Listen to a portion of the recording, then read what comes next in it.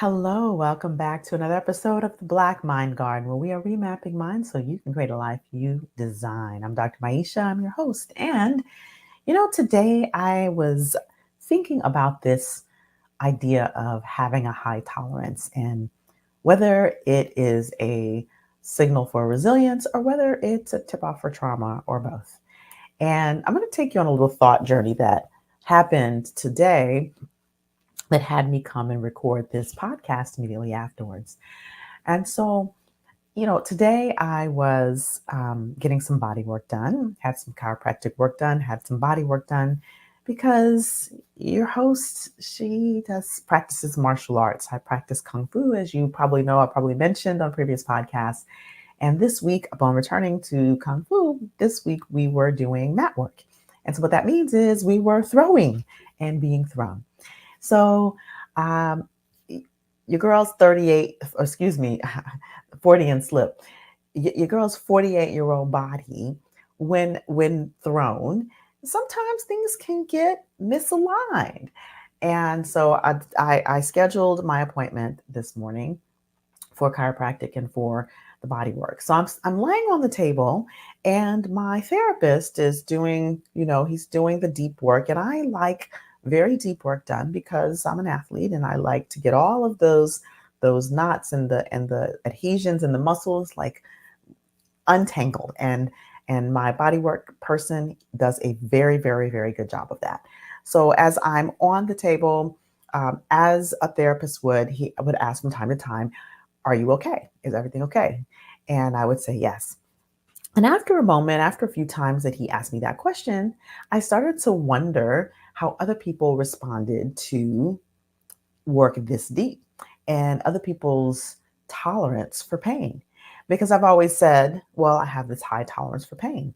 And then as I thought about this phrase of high tolerance for pain, or this idea of high tolerance for pain, I started to think, well, is it, do I have a high tolerance? Why do I have a high tolerance for pain? And the first thing that came to mind is, what is it? Because I'm a Black woman? Is it because I'm a woman, period, who's had a child? And then of course when I the thought of me being a Black woman, I thought, am I perpetuating a stereotype? Not the stereotype, but the false belief that Black people don't feel pain the same way as people of European descent. So there were a lot of thoughts that went through my head in that moment. But then as I came as I moved forward in my thinking about this high tolerance, as I was going down the thought rabbit hole, I thought to myself, this is an interesting thought, having a high tolerance, because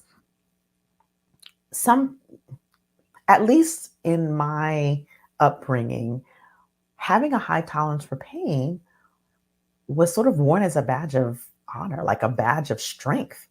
And I was thinking about that, like, well, I wonder why that is. And then I started to think about a high tolerance, people who had high tolerance for stress and high tolerance for other things. Now, sometimes when people think about high tolerance, they think about alcohol. And this whole idea of having a high tolerance sometimes is worn as a badge of honor, sometimes, or not a badge of honor, but a badge of strength, a badge of resilience. But as I started to think about it, I think about, what is the implication behind having a high tolerance? Someone who has a high tolerance, and let's think about this for a moment, because if you talk about a person who drinks alcohol and that person says, well, I have a high tolerance for alcohol, typically that means that maybe they have a high tolerance because they're used to drinking it. So they consume enough alcohol to where their tolerance has raised. Now, one thing we know is that alcohol damages the liver. And so it's a damage that you cannot see, but the higher the tolerance, the higher the consumption, the more inflammation that happens in the liver. And over time, that inflammation can turn into scarring, and it can turn into cirrhosis, and it can cause disease throughout the body, and for some can cause, and for many can cause death. And so alcoholic cirrhosis is a function of someone consuming large amounts of alcohol over time. But a person who consumes that amount of alcohol over time develops a tolerance. Now, if you think about this and you map this on to other things, so let's say someone says they have a high tolerance for stress. Well, that presupposes that they experience a lot of stress. And that is not necessarily a good thing. And stress, just like alcohol, does damage that people cannot see. It can have a mental, emotional damaging impact, and it can also have a physical impact. We know that stress causes inflammation in the body.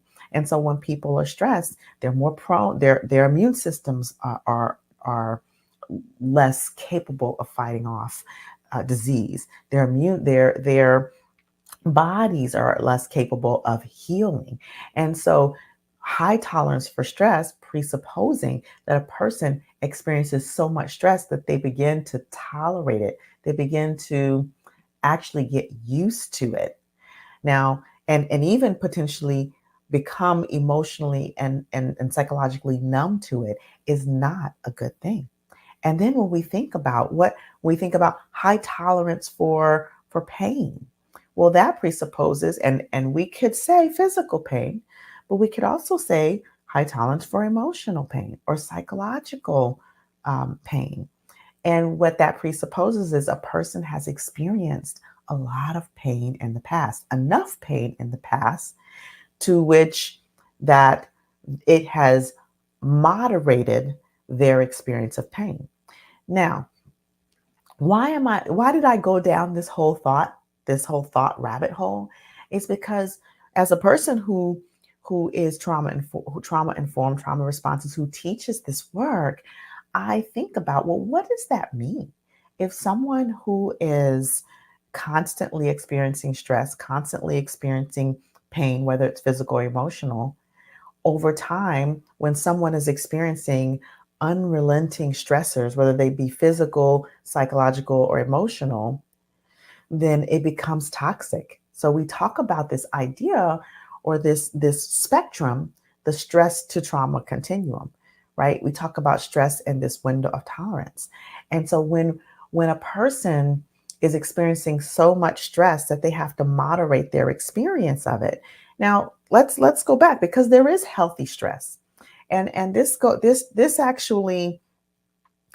actually moves into the distinction of when is it resilience and when is it trauma, right? When is it resilience and when is it an experience of trauma? And that's going to be individual for each. That is going to be different for each individual person. But if we think about this whole idea of the stress to trauma continuum, there is such a thing as healthy stress. But healthy stress is identified by there being a somewhat uh, uh, an end in sight, a light at the end of the tunnel. It is um, distinguished by having support systems in place, by having periods of rest and recovery. And so we can have stress in our lives and have those periods of rest and recovery. And could that increase our tolerance to stress? Absolutely. It could increase our tolerance. And that might be resilience. That might be what creates resilience, right? So that's what creates resilience when we do have those periods of rest and recovery, those places of support around us that when we need we can lean on. That is where we have healthy stress. And even higher stress, even toxic stress for very short periods of time, if you know that there's an end and you do have the period of rest and recovery and you do have those support systems surrounding you, even that can stretch our tolerance and can increase our resilience, our ability to bounce back, our ability to recover quickly, right? So, but it's when there aren't those support systems. It's when we don't have an ending in sight. It's when that there are no periods of rest and relaxation that that toxic stress can also land or can move on to create a priming of the system, which then lands or manifests as trauma. It primes the fight or flight system, and it has a person be hyper vigilant on a regular basis, and that is where we actually move over into this space of trauma. So bringing it back to a high tolerance, the question is it resilience or is it trauma? It actually depends.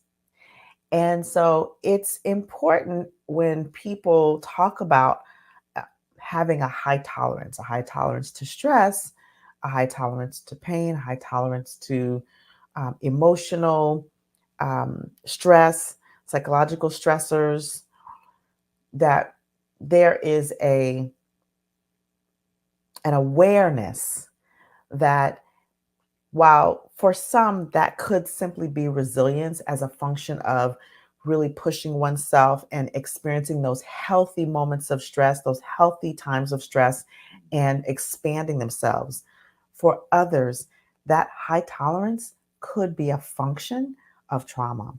It's interesting. I was having a conversation with a friend just the other day, and we were talking about this idea of resilience and how particularly my generation as the X generation has come into resilience, and even the generation above us, our baby boomer generation, and maybe even, of course, our silent generation, and especially in the Black community and other communities of who have been of marginalized identities, how resilience is bred in those communities has been historically as a function of trauma.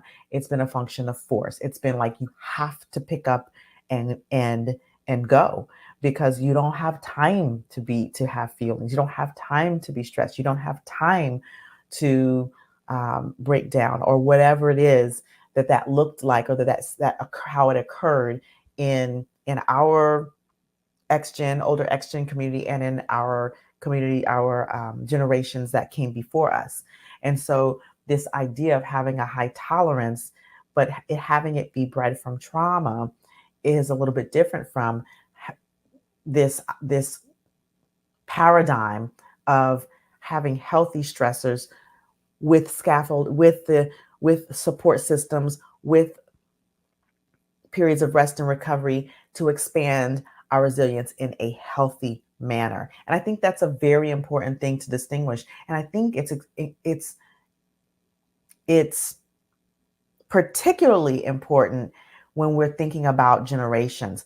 When if you're talking to a baby boomer and you're talking to a person who's of the X generation, an older generation, who looks at a younger generation or who talks about younger generations not having a lot of resilience. Number one, I say we have to look at ourselves as the older generation because we create the generations below us, but also we have to look differently just because we experience as much trauma as the resilience was sort of beaten into us in a way. It doesn't mean that's the right way to create resilience in our younger generations. We need to change the narrative because it is true. It is absolutely necessary, I believe. This is my opinion, is that the younger generations, I mean, we have to teach them how to be resilient when raising our children, because out there in the world it requires it. And I think that one of the reasons that we are having such a mental health crisis, or two reasons, in our elder generation is because we never talked about our feelings. We never talked about, so we hold that stuff in and we isolate, and then it gets too much, and then we're suffering. And the younger generation, I think because perhaps the older generations have shielded the younger generation so much that maybe it has taken away, we have maybe crossed this line of maybe taking away some of the resilience from that younger generation. So and there's everything in between. So while we do need to we need to, as parents, be responsible that we help our children be resilient. We want to do it in a different way from the way we became resilient, for those of us who experienced trauma growing up. Okay, so we want to shift the narrative, and this is where legacy comes in. This is where we are changing or breaking cycles of trauma. However, that doesn't mean that having a high tolerance is a bad thing. The question is, how did one come into that high tolerance? Whether it's a high tolerance for physical pain, women who have gone through natural childbirth or have gone through any kind of birth, childbirth, who have delivered, who have brought children into the world. We have a level of high tolerance for things like pain and discomfort because, well, we have to carry a kid in our bodies for however long we're, 9, 10 months. And for those who give birth, I mean, that is a very intense process and painful process. Even if you know get a C-section, the recovery from that, you there is a level of tolerance for pain that you develop when you have to have surgery. So someone who has a chronic illness or who's had multiple surgeries develops a high tolerance for pain. And so that's different from someone who maybe was physically abused as a child. And that, unfortunately, that creates a high tolerance for physical and emotional and psychological pain because of having to go numb or having to cope or whatever the person has to do in order to make it or survive that circumstance. And so when someone says, I have a high tolerance, or when you're saying you have a high tolerance, or when you're thinking about having a high tolerance, start to think about, well, how did you come into that high tolerance? And when you hear someone say that, begin to have the awareness of, well, high tolerance, it could be a factor just of resilience of life experiences of, hearing no and accepting rejection and continuing to move forward, but also be aware that it also could be a function of trauma. And you never know which it is. And that's why it's so important to always be listening through and looking through the lens of trauma. That is why it's important to be trauma responsive. And that's why it's important to look at people's reactions and listen to people's reactions and responses, because that also could give you a clue. A person who is maybe very stoic and their tolerance is high until it's not, until there is the proverbial straw that um, that breaks the camel's back, right? So I think that it's important for us to listen, and I talk about this often. I talk about listening as an equity practice, and listening to create psychological safety, and listening beyond the words, listening with our eyes, so that we can begin to interact and connect with people on a deeper level and create that safety, uh, and assist others in moving through challenging, activating moments, and understanding that trauma has a universality to it. While it may not seem, and this is again, it speaks to resilience and tolerance, where it may not seem like for some people what is happening is traumatic. You don't know what's happened in a person's background that could be an activator of their past experience that has left them with trauma in the mind and trauma in the body. So that's really what I wanted to share today, because it was just an interesting thought pathway that I went down, and really made me think about the language that we use and where does it come from. And I think that, you know that if you follow me, you listen to me, if you've heard me talk, I'm a words girl, and words are important. Even though words are only 7% of our communication, we use a lot of words to communicate. And we also communicate beyond our words. We communicate with our tone of voice and our body language. But by and large, if you're not seeing someone, if you're hearing them, or if you are just learning how to listen with your eyes and listen with your body and your intuition, all you may be hearing is words. And so it's important to be listening for what are the clues, what are the, how can we better um, empower people in our communication, and what are the tip offs for people who may have histories of and be impacted by trauma in their past. So, with that, I will share that I have a course. If you are wondering, well, how do I expand my listening? How do I? And if you're on a team, or if you have an organization, and you're like, well, how do we expand our listening? My course, Communication That Transforms, is all about expanding our capacity to listen, to communicate, and in a trauma responsive manner.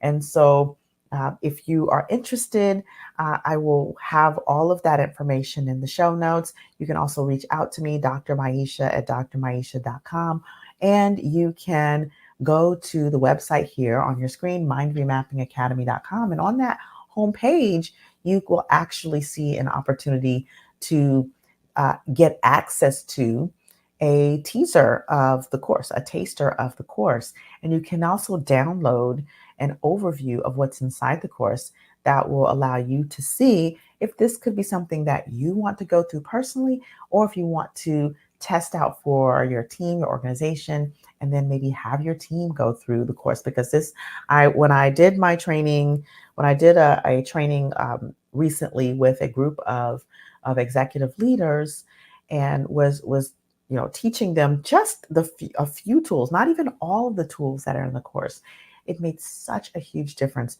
them expanding their listening and having the language to be able to navigate challenging situations, listening for and understanding, oh, this may be a clue about someone who's experienced trauma in their past, and being able to navigate and name and nurture that the person in that moment, and even themselves in that moment. So the website is mindremappingacademy.com. If you're listening, you can go to the show notes. It will be there. And if you are thinking about the course, it's mindremappingacademy.com/TICC. That's Trauma Informed Communication Course, TICC. So go check that out, and share this episode with a friend. Share this episode with a colleague, with a family member, because I think it's important to understand this whole concept of having a high tolerance and what it could mean, and also to rethink how we create resilience in ourselves and in the generations that are coming behind us. And finally, don't forget to subscribe to the Black Mind Garden podcast on whichever platform you listen to podcasts, so that you will get notified whenever there's a new episode. So with that, if you're looking also, I will say, if you're looking for a speaker in your organization, or in your community, in your church, um, in your company, in your healthcare organization, this is a lot of what I talk about. How do you create trauma responsiveness? How do you create psychological safety in your organization, especially by opening up and having a trauma responsive lens? So with that, you all have a great rest of the day and a great rest of the week. And as always, please stay empowered. I look forward to seeing you on the next episode.